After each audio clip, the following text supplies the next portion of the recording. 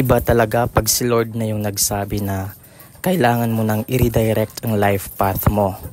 Na kailangan mo na ng turning point sa buhay mo na magpaparealize sa'yo na kailangang may baguhin ka na sa pang-araw-araw na takbo ng buhay mo.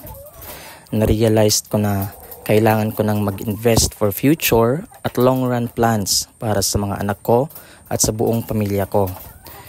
Lesser time na yung igugugol sa bisyo, sa barkada, sa mga bagay at tao na kailangan mo nang ilimit sa buhay mo.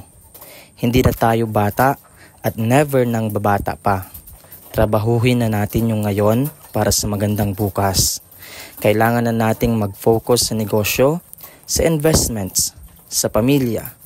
Okay na yung may konting time sa barkada at ibang hobbies, pero see to it na hindi ito makakaapekto sa mga plano mong umangat sa buhay.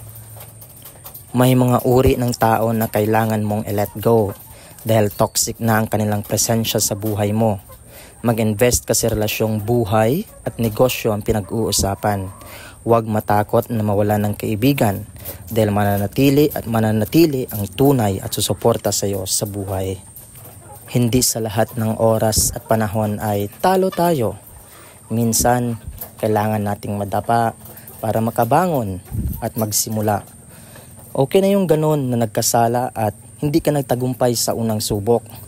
Kasi nga, meron ka ng experience, meron ka ng nalaman, meron ka ng mga leksyon na natutunan sa iyong pagkadapa. Mas mabuti nang magsimula na ng may karanasan kaysa sa sumubok na takot at pag-alala lang ang puhunan.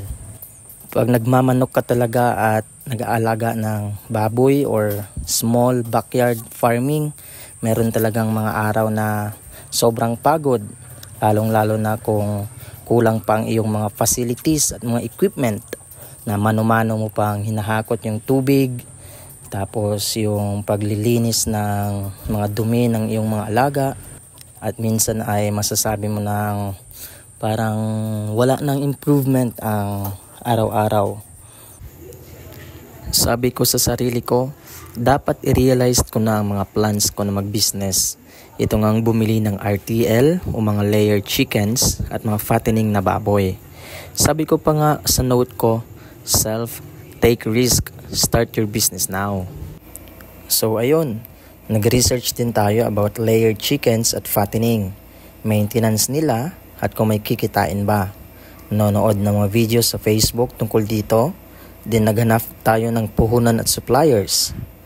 Comes November 12, dumating na yung layers natin at nakabili na rin tayo ng 7 biik for fattening natin. Ang hirap pala lalo pag nag-uumpisa pa lang tayo. Nangangapa pa lang ako kung paano ang tamang pagkain, vitamins at pag-aalaga. Lalo na kung magkakaroon sila ng sakit, paano ko ito masusolusyonan. Daming tanong no? Daming what ifs. Pero dahil dapat talaga mag-risk, sinantabi ko na yung mga what ifs na yon.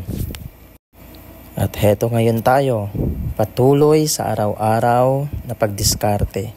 Salamat po sa mga nag-orders ngayon. Salamat sa patuloy pang mag-order.